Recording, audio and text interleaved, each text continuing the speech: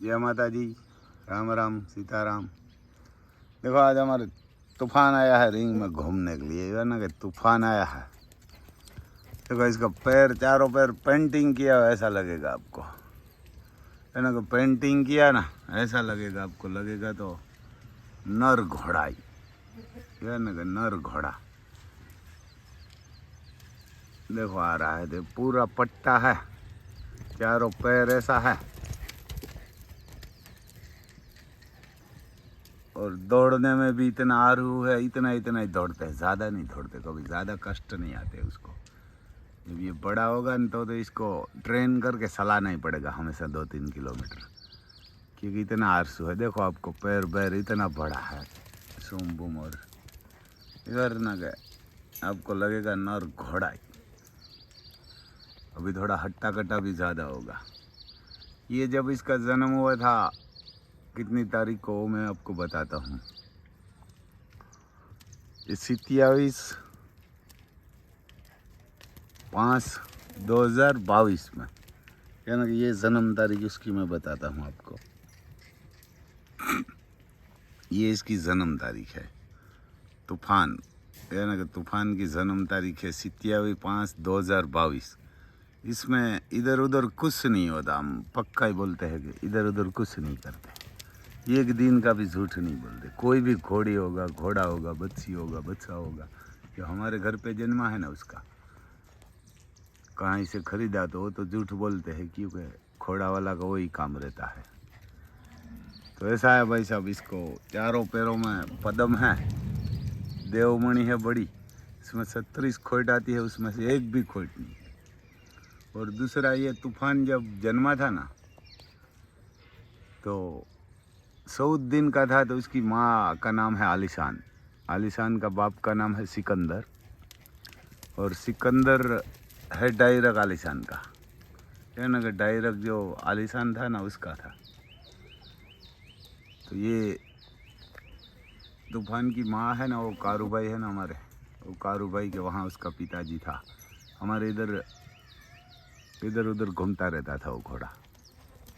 इसकी माँ का पिता, इसका नाना है, वो सिकंदर है, और सिकंदर की बस्सी है इसकी माँ। बढ़िया घोड़ा है ये हमारा तूफान। इसका बाप का नाम है कन्हैया, और हमारे तूफान बढ़िया, आपको हाइट लगेगी। इसको ये 2 साल और 4 मंथ हुआ है। आज तारीख है 27/9/2024। तो ये 2 साल और 4 मंथ का हो गया पक्का। और जब ये जन्मा था ना, तब इसकी माँ दूध नहीं पिलाती थी, तो उसको 14 दिन का था ना, तब से गाय का दूध चालू किया था। 14 दिन का था तब शाम को 200 ग्राम दूध उसको पिलाया, तो कुछ नहीं हुआ। और दूसरे दिन 15वें दिन इसको सुबह 200-250 ग्राम दूध पिलाया, दोपहर पे 12 बजे 200-250 ग्राम पिलाया, और शाम को 6 बजे 200-250 ग्राम, और नाइट में 12 बजे 200-250 ग्राम। 1 लीटर के आसपास एक दिन में दूध गाय का पियाया था, वो भी काकरेज का हमारा। और सीधा गाय का थन से निकाल के सीधा ही पिलाना चाहिए, कोई भी बच्चा पी सकता है। पहले तो मैंने 2-3 घोड़ा वाला को पूछा तो कि बकरी लेना है, ऐसा करना है, ऐसा हमने कुछ नहीं किया। मैं बोला ये हमारे यहाँ से गाय का दूध, ये जो बच्चा होता है ना लेडीज़ का, उसका 8 मंथ का एक हमारे पास में लड़का आया था, लेडीज़ को सीजरियन करके बच्चा ऊपर से लिया था। तो उसको कुछ गाय ने दूध से, डॉक्टर ने बोला गाय का ही पिलाना, तो कुछ नहीं होता। तो घोड़े के बच्चे का थोड़ा कुछ होता है, हाँ, लेकिन उसको पिलाना है 4 टाइम, सुबह 6 बजे, दोपहर पे 12 बजे, शाम को 6 बजे, नाइट में 12 बजे, 4 टाइम पिलाना। हो सकता है तो 6 टाइम ही पिलाना, थोड़ा थोड़ा पिलाना, छोटा बच्चा होता है तो, क्योंकि न कर इसको ज़्यादा बड़ा हो जाती है। एक ऐसे बताते हैं हमारे, तो इसको कुछ नहीं हुआ। 15वें दिन उसको 1 लीटर पिया, 16वें दिन उसको 2 लीटर पिया, और उसके बाद 2-2 लीटर हमेशा पिलाते थे। जब 20 दिन का हुआ ना, तब इसको 5 लीटर दूध पिला देते थे हम गाय का, लेकिन सीधा ताज़ा निकाल के, यानी कि सीधा गाय के थन से निकाल के सीधा ही जो हमारे इधर एक राजू भाई था, वो राजू भाई को गाय का दूध निकालने के लिए आता था, तो वो गाय ने भी साथ में ही बछड़ा दिया था, 5-6 दिन हुआ था, तो दोनों साथ में पी रहा था। ये हमारी भूरी गाय थी, कागरज बढ़िया गाय थी, दूध भी बहुत देने वाली, 12 लीटर एक टाइम का देती थी। लेकिन वो भी छूट गई, 4-5 मंथ के हो गई तब ये तूफान हुआ ना तब। तो उसके बाद तो ये तूफान को हमेशा 16 लीटर दूध मिलता था, सुबह 8 लीटर शाम को, कभी कभी तो 9 भी मिल जाता था, है ना, कभी कभी तो इसको 9 भी मिल जाता था।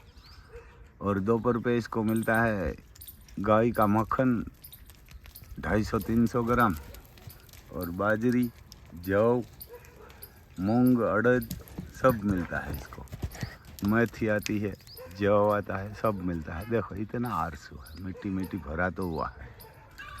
ऐसा है भाई साहब, हमारा तूफान बढ़िया बनेगा, ये सब का घोड़ा है, हमारा नहीं है। आशीर्वाद बढ़िया देना तो इसको कुछ बीमारी नहीं होगा और बढ़िया बनेगा। देखो ये उधर जाना है वापस, इसको इधर ही घूमना है। देखो इतना आरसू है, देखो वापस घूम जाता है, वो साइड नहीं घूमना, इसको इधर ही घूमना है, इधर ही घूमना है। तो ऐसा है भाई साहब, बहुत बढ़िया घोड़ा बनेगा हमारा, आशीर्वाद भी आप बढ़िया देना। और किसी को नॉर्वे जाना है तो भाई साहब नॉर्वे चालू है, ना, नॉर्वे चालू है, ना, नॉर्वे अभी चालू है, उसमें पगार भी बहुत है। ये 1 तारीख के आसपास ही चलेगा, उसके बाद तो बंद हो जाएगा, क्योंकि उसमें 25 के आसपास बंदा हो गया है। तो अब किसी को जाना है ना तो भाई साहब जल्दी करना। देखो इसका कान बहुत बढ़िया कुंडा है, सही तो नहीं रखेगा अभी, है ना, सही तो नहीं रखेगा।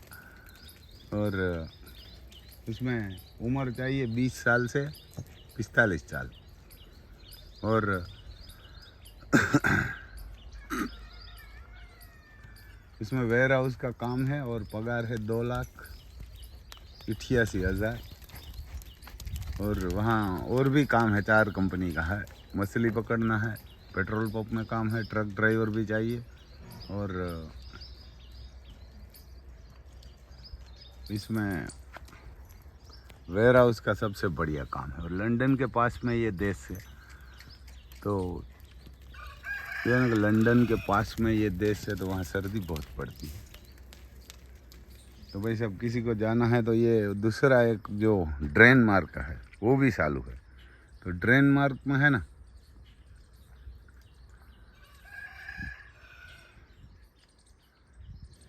$4,32,000 पगार है, और वो 4,32,000 पगार है, उसमें आपको CNC ऑपरेटर चाहिए, है ना, CNC ऑपरेटर चाहिए।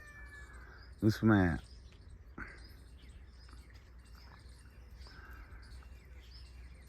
कंप्यूटर वाला पढ़ा लिखा आदमी चाहिए, लेकिन ये नॉर्वे में कुछ नहीं चाहिए पढ़ा लिखा आदमी, है ना, नॉर्वे में कोई पढ़ा लिखा आदमी भी नहीं चाहिए।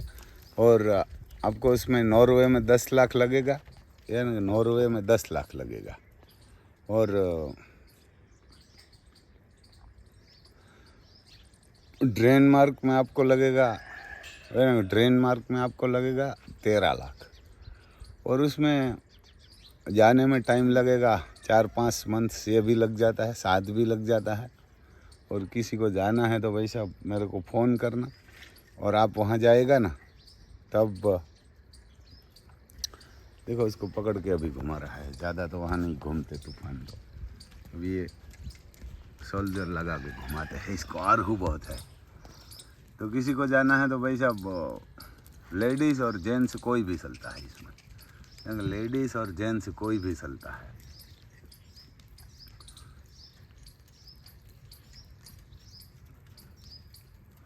और इसमें पगार भी बहुत है। वहाँ आप जाएगा तो 3-4 मंथ के बाद आपको एक ग्रीन कार्ड मिलता है। वो जो कार्ड मिलेगा ना तो आप बीवी और बच्चे को भी वहाँ बुलवा सकते हैं। 3-4 मंथ के बाद वहाँ पहुँच जाएगा, उसके बाद तो बीवी को भी कोई ना कोई काम ढूंढ देना। और दूसरा,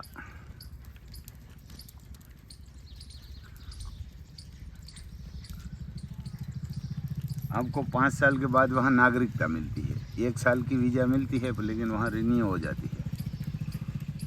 तो 5 साल बाद आपको वहाँ नागरिकता भी मिलेगी और यूरोप का देश है और आपका एक भी पैसा नहीं जाएगा। ये पूरी हमारी जिम्मेदारी है।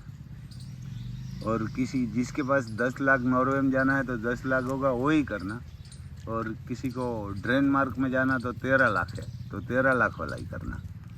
उसमें बाद में बोलेगा आपके नहीं होगा, क्योंकि नॉर्वे में पहले 1,50,000 भरना पड़ेगा, 1.5 लाख, और उसके बाद वीज़ा फ़ी का भरना पड़ेगा 1.5 लाख, और उसके बाद जो वर्क परमिट आएगी ना तब 2 लाख भरना पड़ेगा। उसके बाद वीज़ा, एग्रीमेंट, एयर टिकट, वीमो सब आ जाएगा, ऑनलाइन बताएगा, तब आपको 6,50,000, 6,50,000 तब आपको भरना पड़ेगा। वही 10 लाख होगा वही भाई साहब करना। और वहाँ काम भी आपको 10 घंटा करेंगे ना तब आपको 8 घंटा होगा, क्योंकि वहाँ आप सुबह 8 बजे लगा है तो 10 बजे आधा घंटा रेस्ट देते हैं चाय पानी का, और दोपहर पे खाना खाने के लिए 1 घंटा निकाल देते हैं, और दिन में शाम को 4 बजे आधा घंटा निकाल देते हैं, 2 घंटा निकल जाता है। और खाना पीना रहना सब देते हैं, लेकिन खाना तो इंडियन वाला को वहाँ का नहीं पसंद आता। हो सकता है आएगा तो वही खाना खा लेना, ना हाथ से ही बनाना पड़ेगा, क्योंकि वहाँ रोटी बाजरे की, गेहूं की सब्ज़ी, दाल भात ऐसा नहीं मिलता, और वहाँ बटर और पाँव ऐसा मिलता है, खाबूस ऐसा। तो ऐसा है भाई साहब, उसमें 2,88,000 पगार है और उसमें 4,32,000 है। उसमें 7 घंटा ही डेनमार्क में काम करना पड़ेगा। और ये नॉर्वे में वेयर हाउस, तो वेयर हाउस क्या होता है तो वो भी मैं बताता हूँ आपको। तो देखो ये हमारे घोड़ाओं का रूम है, इसमें 12 रूम है। ऐसे बड़ा इतना गोडाउन होता है, उनसे भी बड़ा होता है होगा वहाँ। तो उसमें आपको इसके अंदर ही काम करना है, वेयर हाउस के अंदर, यानी कि वेयर हाउस के अंदर ही आपको काम करना होता है। वहाँ कोई पैकिंग आता है, कोई छोटा मोटा, कोई बिजली का आता है, कोई बिजली का तार आता है, कोई बिजली का आता है, कोई ये चाय की पत्ती आती है, और ये कोई अखरोट है, बादाम पिस्ता है, ऐसा सब उसमें सब आता है वेयर हाउस में। और लोडिंग अनलोडिंग आता है, लेकिन वहाँ 5 केजी, 15 केजी, 20 केजी, उससे बड़ा नहीं होता। बड़ा होता है तो मशीन से काम चलता है। उसमें कोई ख़राब होगा वो माल निकालना पड़ेगा, सानना पड़ेगा हाथ से, कोई छोटे मोटे साइज बनाना पड़ेगा, ऐसा ही काम होता है साफ़ सुथरा। वहाँ कोई बड़ा काम नहीं है, यानी कि उसमें तो मैं 25-26 आदमी बंदा बन गया, लेडीज़ और जेंट्स सब। तो और भी भाई साहब किसी को जाना है तो मेरा नाम है राम भाई सिसोदिया, गाँव कोणवदर, तहसील पोरबंदर, जिला भी पोरबंदर, गुजरात, भारत में। और इसमें इजिप्ट वाला चलेगा, श्रीलंका वाला और नेपाल वाला, कोई भी इसमें जा सकता है। और अपना देश में पूरा राजस्थान, MP, UP, बिहार, महाराष्ट्र, कोई भी जा सकता है। तो भाई साहब किसी को जाना तो ये फ़ोन करना, मेरा मोबाइल नंबर है 9825205389। गुजराती में अभी बोल देता हूँ, गुजराती लोग भी ये ब्लॉग देखते हैं। तो उसमें मेरा मोबाइल नंबर है 9825505399। और कुणवदर कहाँ आया तो वो गुजरात में पोरबंदर, और पोरबंदर के पास कहाँ हाटला शनिदेव है ना, उसके पास में, ये हमारे पास में शनिदेव की जन्मभूमि है, जो महाराष्ट्र में है ना, सिंगाड़पुर में, वो उसकी जन्मभूमि मेरे गांव में है, इधर हाटला शनिदेव में। तो इधर ही पड़ता है। और किसी को जाना है तो हमारे गांव में आके, आसपास में आके पूछना के राम भाई गायू वाला और घोड़ा वाला, तो कोई भी बताएंगे, यानी कोई भी बताएंगे भाई साहब। हमारे कोई ये पैसा खाने के लिए आपका नहीं बना दे, तो ऐसा है भाई साहब, यानी कि ऐसा है। जय माता दी।